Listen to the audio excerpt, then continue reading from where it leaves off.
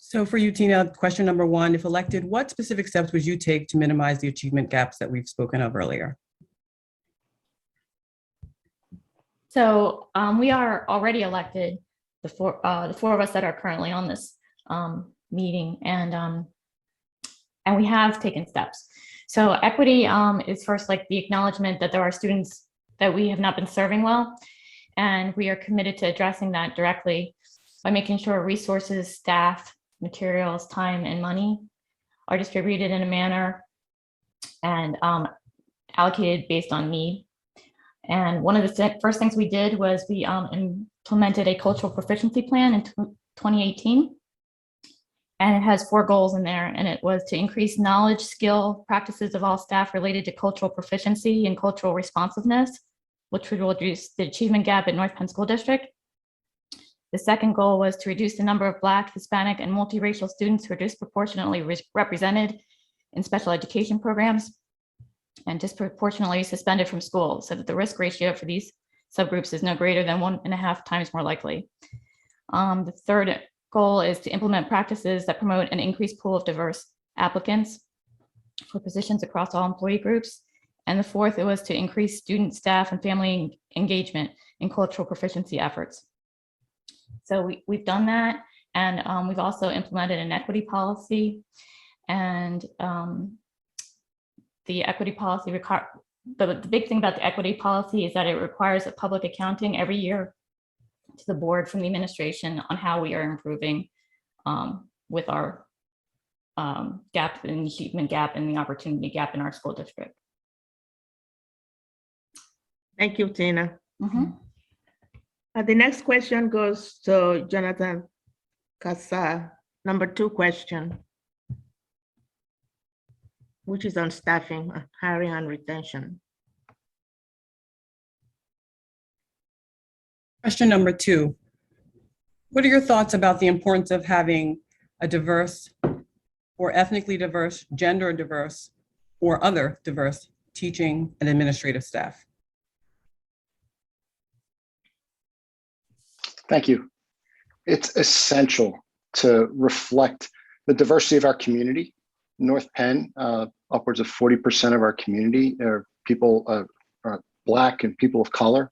And it's important that our hiring practices reflect that, because just as it is important for our students to have teachers who are diverse and reflect our community, it's just as important that our teachers see administrators that are also reflected and can relate to them.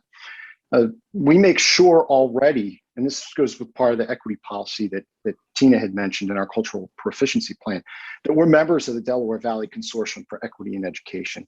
We have outreach to the HBCU systems, and we host our own job fairs with an emphasis on attracting talented teachers of color. It's important that we also pair teachers and mentor them so that when it's one thing to just hire, but what are you doing with your administrators and teachers to retain as well? And that's very important to make sure that we can have those brave conversations and the training that allows all of our staff to do that, from implicit bias to even trauma-informed training from our superintendents to our staff. What's most important in this as well is that we've professionalized the hiring process. We make sure that there's implicit bias training in our panels, and you don't have just one representative of a person of color. Research has shown that that does not help. It actually is very difficult, just human nature, to actually go against what might be the majority of opinions or perspectives. And by going through that process, we have a director of curriculum and equity, who's a person of color. We also have a Black superintendent now, assistant superintendent, who held that position before. And we have a AAPI individual who is our director of human resources. And it's through all this teamwork, no matter what anyone's background is, that we're able to have a much more multidisciplined, multiple experience background that adds to the strength of the community because of those different perspectives. Thank you very much, Jonathan. Thank you. The next question goes to Christian Fusco, and that's question number 3 on data collection and use of data to solve equity issues.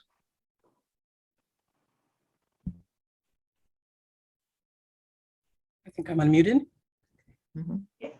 Yes.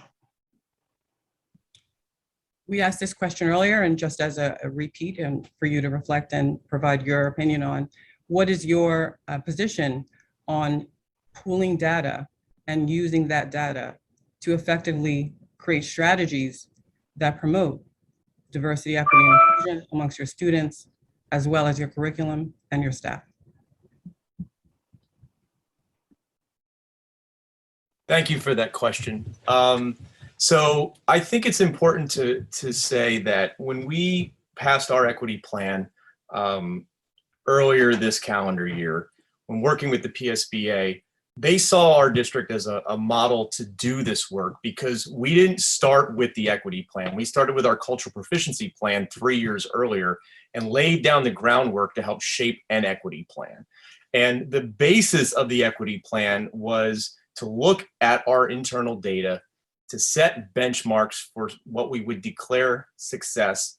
And the equity policy brings accountability to the district by having a requirement for a yearly disclosure to the community, requiring us to say, here's the goal that we set for our disproportionality data, whether it's related to over-identification of students in special education, our discipline data, a lack of participation in advanced placement courses, a lack of participation in special or gifted education in lower grades, and that we present that data to the public so that whether or not we continue to serve this community, the policy will, and the community will be the engine that drives the work by putting that pressure on the district. Now, there's a way that we look at the data in order to improve outcomes. We want to have the data reported at the building level, first and foremost. Part of the thinking there is that, you know, we have 13 elementary schools, we have 3 middle schools. So you're going to find buildings where strategies are being implemented effectively, where they're not being implemented quite as effectively. That will allow us to create direct intervention for specific buildings, requiring them to create goals of their own in order to address their specific disproportionality data, to have other administrators come and present about what does in fact work. And we use where PBIS has an incredible way to disseminate building level data. If there's specifically like behavioral incidents, time and date, student's name, the referring staff's name, location. That's your time, Mr. Fusco. Thank you. All right, thank you. I got a lot to say. Thank you. I think we got the gist of what you're trying to say. Thank you. So the next question goes to Mr. Al Roche, and that's question number 4. Right, we did ask question number 4 earlier, and there was an interpretation, which I think is natural, that led to the conclusion, I believe, or the opinion that that question was driving curriculum that's based on the student population that's presently attending the school or living in that community. And I'd like to challenge us to think, and maybe to begin to answer the question to this specific issue of reflecting the history of the entire country, the progress that the country has made as far as creating a population, communities that are more diverse in color, in gender, in ethnic background, in religious worship. You know, these are the things that we would like you to consider as you frame your philosophies and your visions for your school district. So I then asked the same question with a little bit more background. How would you specifically direct your school board to ensure that your district curriculum mirrors those issues?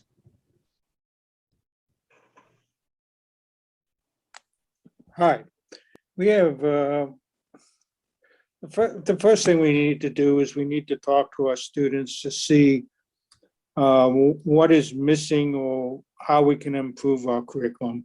We've made progress this past year in involving our student clubs in the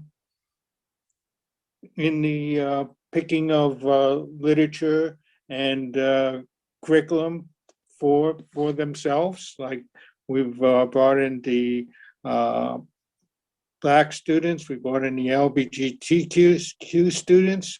We brought in the Asian Pacific students to look at our curriculum and advise us on what they think should be in the textbooks that we buy.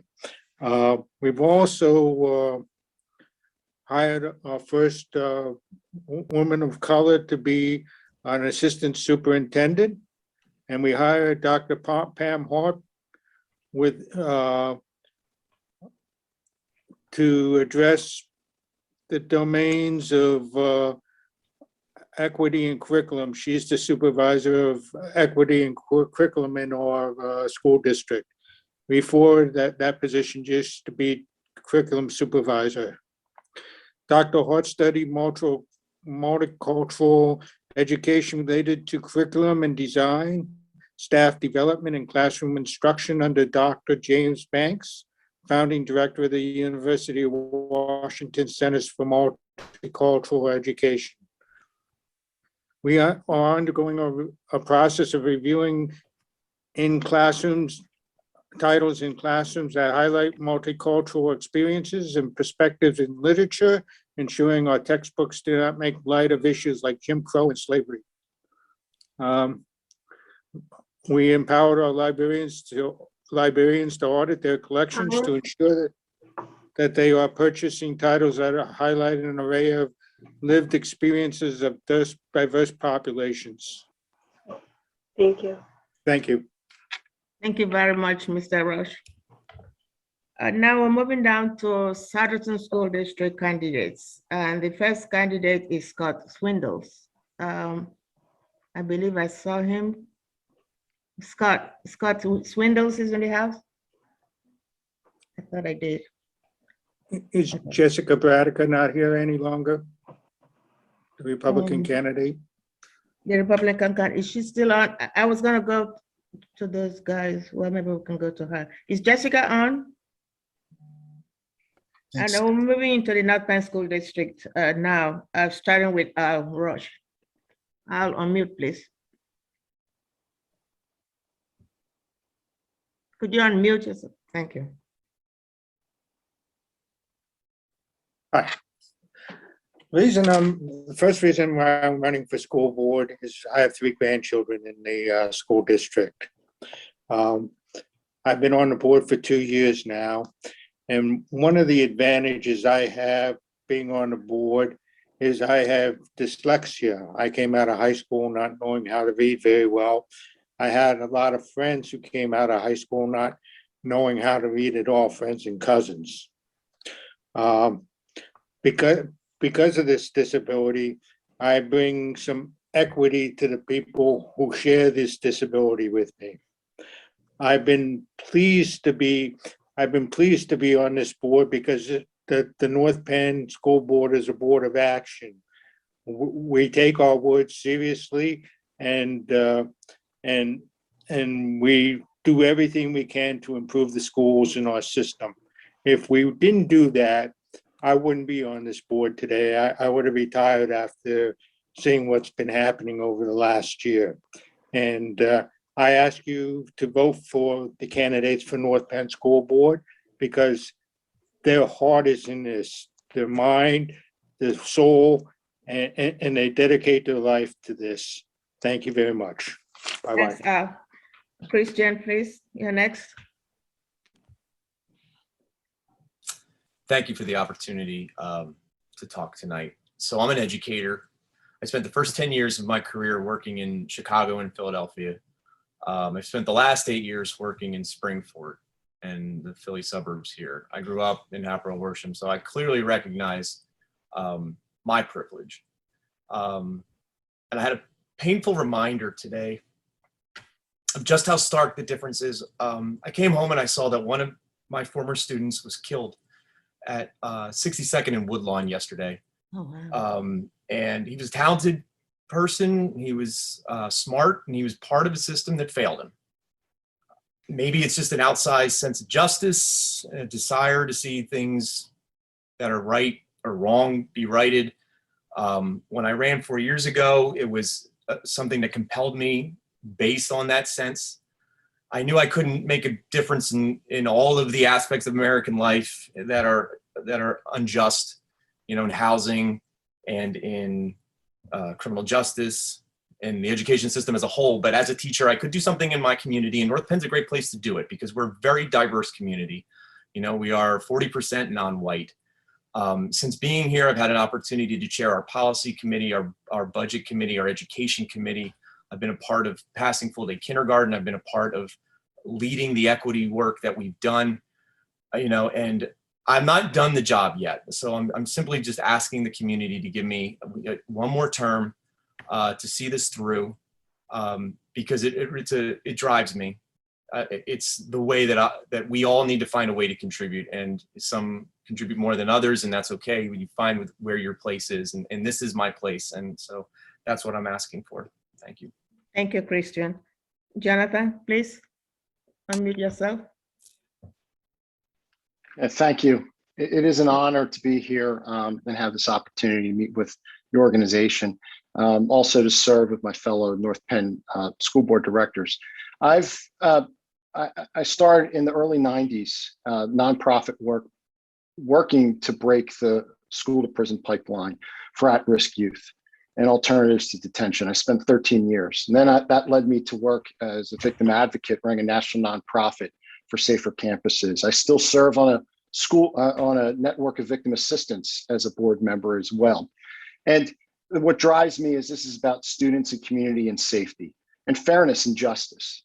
And what it comes down to is responsiveness. I decided to run 4 years ago because I felt that the school board wasn't responsive to myself and the others in the community that perhaps didn't have such a strong voice or the opportunity and the privilege to go to school board meetings and voice their concerns. And that's why, I bring to the school board a trauma-informed approach. Our district had training from top to bottom years before the state required it. We have a school board that understands what the ACEs study means and adverse childhood experiences and the way that we implement and look at equity and the disciplinary procedures, policies, practices, and the disproportionality that does exist in our school district. As chair of facilities and operations, we even looked at the buildings. One of our most neglected schools just so happened to be where a large number of students of color also went to. That's now going to be a 21st century gem of education that we're going to open up next year with that renovation.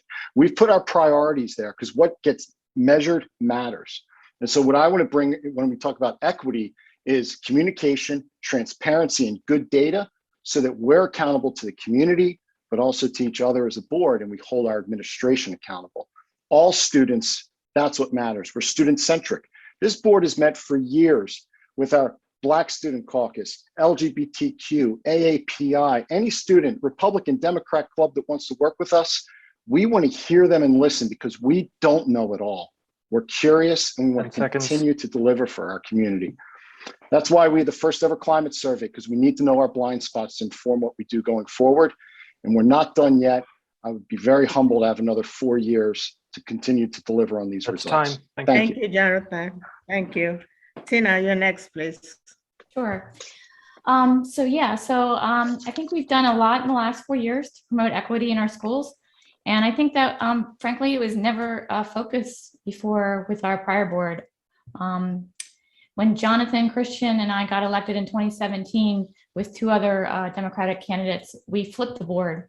And it was a board that had been either fully Republican or majority Republican for at least 3 decades. So I went to school there, so I knew it was for at least 3 decades. I don't know what it was before I was there, but anyway, it was for a very long time, and we flipped it.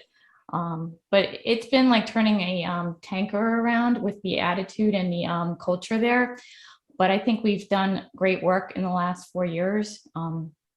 We've led by example, and we've done things like intentionally reaching out and engaging with the different student groups. Like Jonathan and Christian and Al have mentioned, we've reached out to different community leaders. We've reached out to the mosque. We've reached out to the Christian Coptic Church in Hatfield. We've reached out to the temple. And we really enjoy doing those things. We like going out and speaking to our community members and our constituents and to our students. We love going to the schools and seeing our students. That's like the nice thing about being a school board director, is going in and seeing how the kids are doing. So I think the bottom line for all the time we spend volunteering is that we are making our schools in North Penn, a place where every child feels safe, welcomed, heard, respected, and that they're given every opportunity to excel and become productive citizens once they leave our district. But we still have a long way to go. It's important to me that the programs that we've put in place, that we continue to push for them and push them further along, that we're continue to be in a position to advocate, because having equitable schools is really something that helps all of our children in our district. So I thank you for the opportunity to speak tonight. It's been fun, and thank you very much. I want, on behalf of Coalition for Justice and the Montgomery County Black Caucus, to thank you all for honoring our invitation and coming to participate in this forum tonight. We all know that school board directors make important decisions that determine whether a child thrives and succeeds in school and the life thereafter or not. So it is therefore very important that that you all let voters know how you plan to provide equitable and just leadership in your school districts if you are elected.